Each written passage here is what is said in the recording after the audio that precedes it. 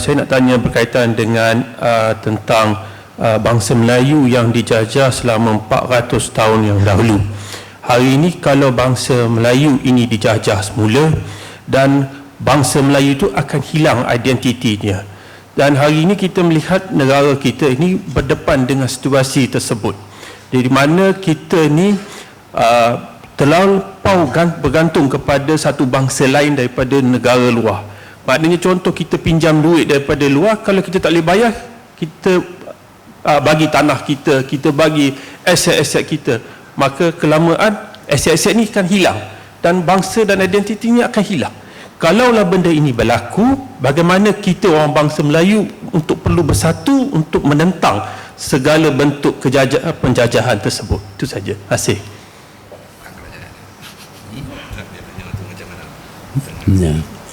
Ya, kita tahu kita bergantung kepada orang lain.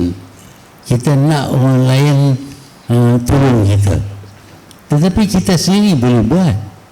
Pasal apa kita bagi kepada orang lain? Biji timah terdapat banyak di Malaysia ini. Tapi dia duduk dalam tanah. Kalau kita korek, kita dapat biji timah, kita jadi kaya. Tapi kita tak korek. Kita panggil orang lain suruh korek, kita dapat sikit royalty, orang lain yang jadi kaya. Bukan saja biji timah, benda lain pun macam itu juga.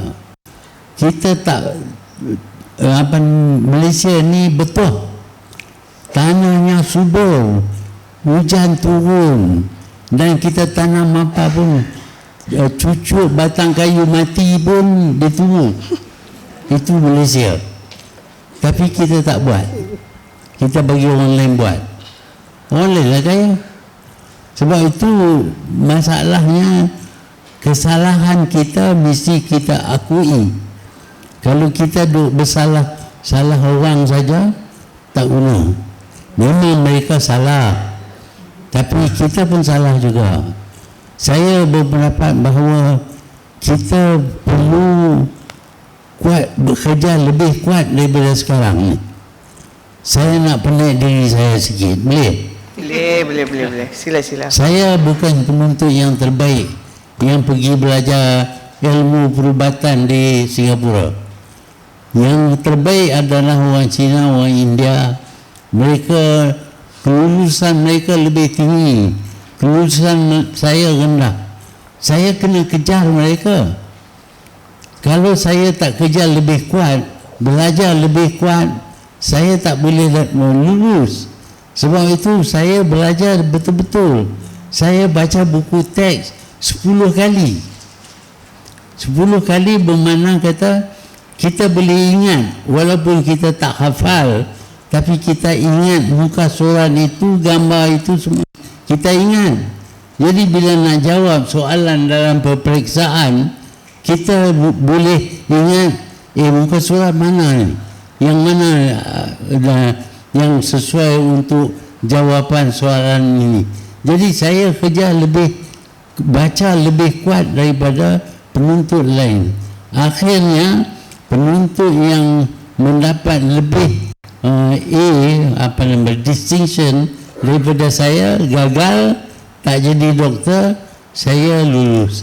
Karena saya tahu saya lemah, saya mesti kuatkan diri saya dan kejar ilmu dengan lebih luar biasa secara bersungguh-sungguh. Jadi kita kebolehan ada, kita tak nak guna kebolehan.